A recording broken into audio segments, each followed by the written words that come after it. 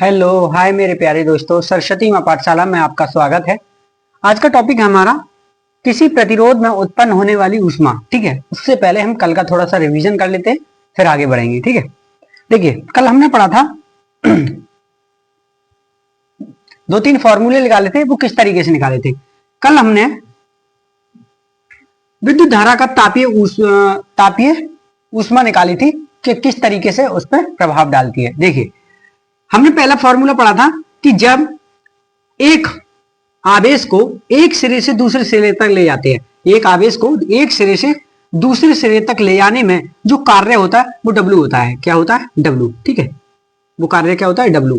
ठीक है, ये इस W का एक सूत्र निकल के आया था, VIT, ये आया था। ठीक है, फिर इस सूत्र से ही हमने दो तीन सूत्र और बनाए थे। किस तरीके से? एक तो ओम के नियम से, ठीक है, ओम के नियम से, ओम के नियम से बनाया था हमने।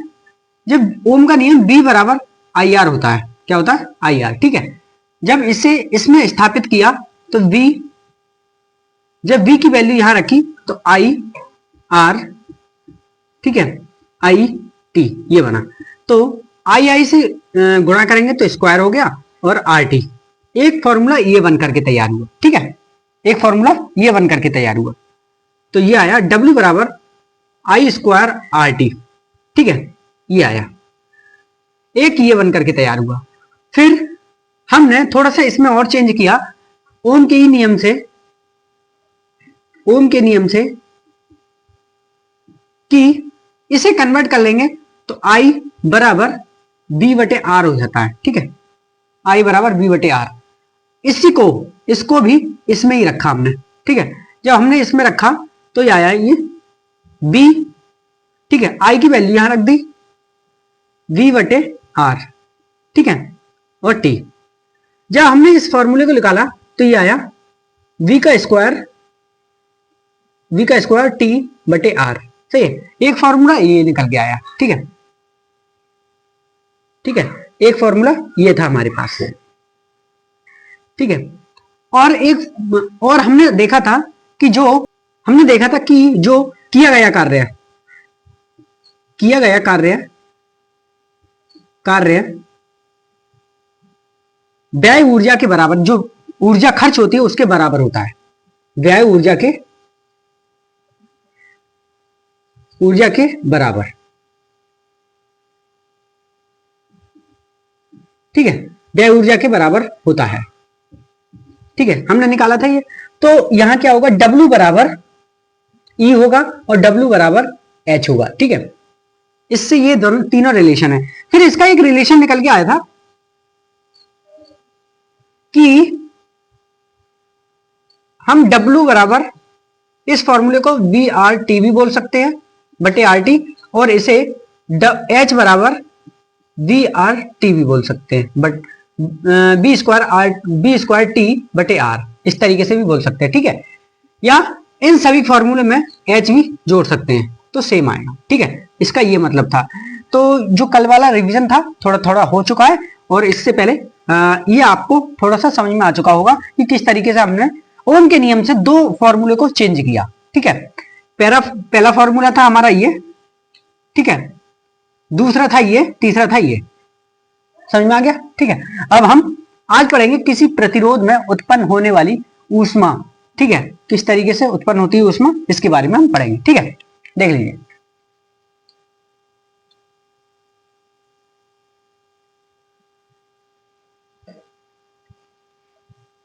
आगे ये हमारे टॉपिक्स हैं। देखिए, किसी प्रतिरोध में उत्पन्न होने वाली ऊष्मा, इसके बारे में हम पढ़ रहे हैं। ठीक है, हमने पॉइंट्स लिखाए हैं, ये देखिए। यदि प्रतिरोध व समय नियत हो तब विद्युत धारा I के वर्ग अनुक्रमानुपाती होती है। ठीक है, यानी कि I के वर्ग अनुक्रमानुपाती होता है। इसका मतलब क्या होता है कि जब हमारी H एक गुना बढ़ेगा तो जो हमारा I है वो स्क्वायर के 2 गुना बढ़ेगा। ठीक है, H 2 गुना होगा तो I हमारा स्क्वायर के 4 गुना होगा। ठीक है, H 2 गुना तो I 4 गुना होगा, 4 गुना, ठीक है। इस तरीके से यानी कि इसके अनुक्रमानुपाती होता है I, क्या होता है, अनुक्रमानुपाती, ठीक है, ठीक है। क्योंकि जो समय है नियत होता है इसलिए I अनुक्रमानुपाती होता है। दूसरा पॉइंट है मेरे प्यारे दोस्तों कि यदि विद्युत धारा I तथा समय नियत हो, ठीक है, तब प्रतिरोध R के अनुक्रमानुपाती होता है। जो प्रतिरोध होता है R के अनुक्रमानुपाती होता है, ठीक है। तो ये इसमें क्या हुआ, जब H बढ़ेगा अनुक्रमानुपाती होगा R के, ठीक है, तो R भी हमारा बढ़ेगा, ठीक है। इसका मतलब ये कि H 1 गुना होगा तो R भी 1 गुना होगा, H 2 गुना होगा तो R भी 2 गुना होगा, H 3 गुना होगा तो R भी 3 गुना होगा, ठीक है। अब तीसरा पॉइंट है, यदि प्रवाहित विद्युत धारा जो हमारी धारा बह रही है वह प्रतिरोध R नियत हो, ठीक है। जब विद्युत धारा और प्रतिरोध R नियत हो यानी कि प्रतिरोध भी नियत हो, तब प्रवाहित विद्युत धारा के समय के अनुक्रमानुपाती होता है, ठीक है। तो H होगा समय के अनुक्रमानुपाती होगा, ठीक है, ये भी अनुक्रमानुपाती होगा। जब H बढ़ेगा तो हमारा समय भी बढ़ता है। जब हमारी तापीय ऊर्जा बढ़ती है, क्या बढ़ती है, तापीय ऊर्जा बढ़ती है, तो हमारा समय में भी बढ़ोतरी होती है, ठीक है। आपको अच्छे से समझ में आ चुका होगा। आपको समझ में नहीं आया हो तो एक बार मैं और रिपीट कर देता हूं और एक बार समझाने की कोशिश करता हूं। यदि प्रतिरोध व समय नियत हो, प्रतिरोध हमारा और समय नियत हो, तब विद्युत धारा I के वर्ग विक्रमानुपाती होता है, ठीक है। जैसे फॉर एग्जाम्पल कि 1 एम्पियर हमारी धारा है, ठीक है, तो इसका मतलब हुआ 1 जूल हमारा वर्ग होगा, ठीक है। तो इसका क्या मतलब हुआ, और क्या होता है कि जब 2 एम्पियर धारा है हमारी, 2 एम्पियर धारा है तो 4 जूल वर्ग होगा, ठीक है। इसलिए यानी कि इससे डबल हो जाता है, इससे क्या हो जाता है, डबल, ठीक है। ये आप समझ में आ चुका होगा, ठीक है। और इसमें क्या है, यदि विद्युत धारा I तथा समय नियत हो, इसमें विद्युत धारा और I समय यानी कि जो समय है उसे नियत कर रहा है, उसे क्या कर रहा है, नियत। विद्युत धारा और समय नियत हो, तब प्रतिरोध के अनुक्रमानुपाती होती है, ठीक है। यानी कि जो प्रतिरोध है उसके अनुक्रमानुपाती होती है, ठीक है। तो हमारा H जो हीट है मतलब तापीय ऊर्जा है, मान लेते हैं कि जो 1 है, ठीक है, तो हमारा जो प्रतिरोध होगा वो भी 1 ओम होगा। ऐसे ये मान लेते हैं कि ये 1 ओम है, तो ये मतलब तापीय ऊर्जा है वो भी 1 ओम होगी, ठीक है। ऐसे ये 2 ओम है तो वो भी 2 ओम होगी, ठीक है। इसलिए इस तरीके से हम देख सकते हैं, ठीक है। वैसे ही यदि प्रवाहित विद्युत धारा व प्रतिरोध R नियत हो, यानी प्रवाहित विद्युत धारा और प्रतिरोध नियत हो, तब प्रवाहित धारा के समय के अनुक्रमानुपाती होता है। जो समय है वो अनुक्रमानुपाती होता है। इतना हमारा हीट तापीय ऊर्जा बढ़ेगी, H बढ़ेगा, उतना ही हमारा समय बढ़ेगा, ठीक है। आपको अच्छे से समझ में आ चुका होगा, बता दीजिए अब।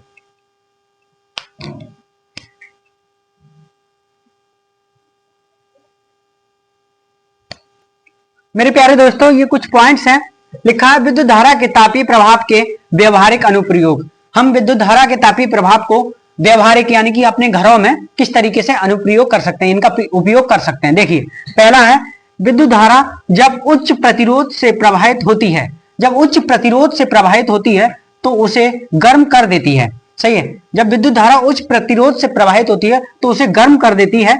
विद्युत धारा के इस तापीय प्रभाव का इस्तेमाल हम किस किस में करते हैं, विद्युत हीटर जो हमारे घरों में होता है, विद्युत इस्त्री हमारे घरों में होती है, फिर विद्युत गीजर जो हमारे घरों में प्रयोग होता है, विद्युत हीटर आदि में करते हैं, ठीक है।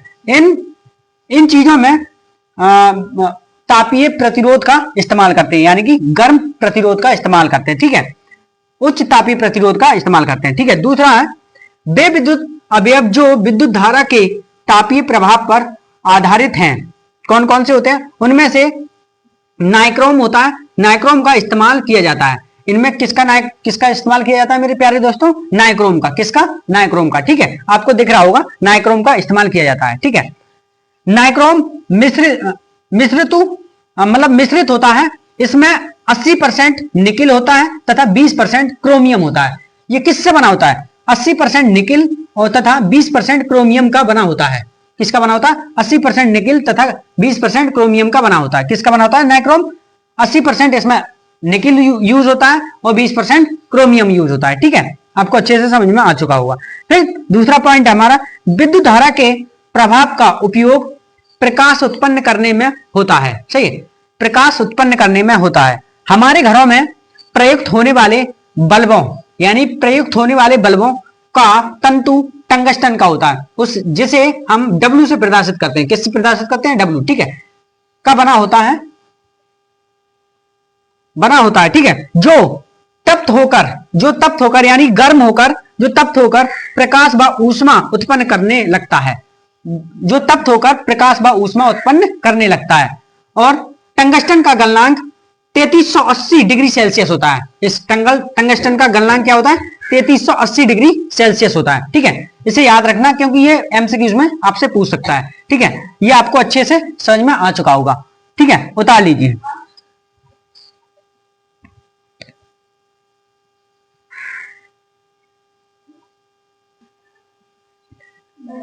मेरे प्यारे दोस्तों, ये हमारा तीसरा पॉइंट है। देखिए, हम इसमें फ्यूज के बारे में देखेंगे। फ्यूज एक ऐसी युक्ति है, फ्यूज तो जानते ही होगी, जो आपके घरों में होता है और जब विद्युत धारा अधिक मात्रा में आती है तो वो फ्यूज का तार टूट जाता है और फिर धारा प्रवाहित नहीं होती है, जिससे हमारे जो घरों में बल्ब लगे हुए होते हैं और कोई विद्युत वाही तंत्र होता है वो बच जाता है। ठीक है, ऐसे फ्यूज होने से या बस्ट होने से बच जाता है।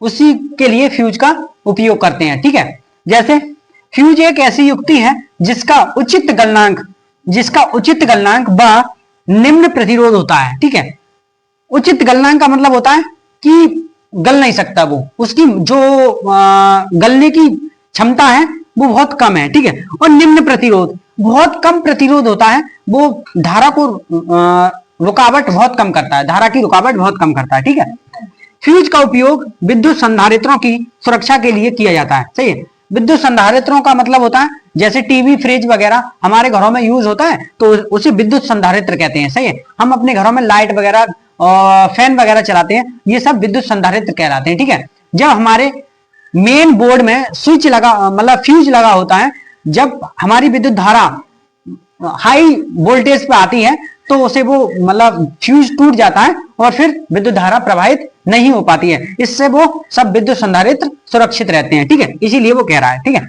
जब एक निश्चित मात्रा से अधिक धारा फ्यूज से प्रवाहित होती है, सही है, निश्चित मात्रा से अधिक धारा फ्यूज से प्रवाहित होती है तो यह गर्म होकर पिघल जाता है। ठीक है, तो यह गर्म होकर टूट जाता है, पिघल जाता है, बात एक ही है। ठीक है, जिससे धारा आगे प्रवाहित नहीं होती है व विद्युत संधारित्र सुरक्षित रहते हैं। सही है, आप समझ चुके होंगे कि जिससे जब हमारे घरों में विद्युत धारा तेज स्पीड से आती है, यानी कि विद्युत धारा की वोल्टेज बढ़ी हुई होती है, तो उससे जो फ्यूज होता है वो पिघल जाता है या टूट जाता है, उससे जो हमारे विद्युत संधारित्र हैं वो सुरक्षित रहते हैं। ठीक है, अब ये फ्यूज बनता किससे है? फ्यूज कॉपर व टिन का बना होता है। फ्यूज किससे बना होता है?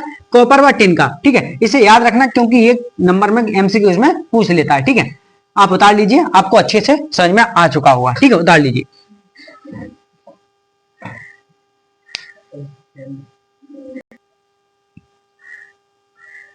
मेरे प्यारे दोस्तों, आज का लेक्चर यहीं तक।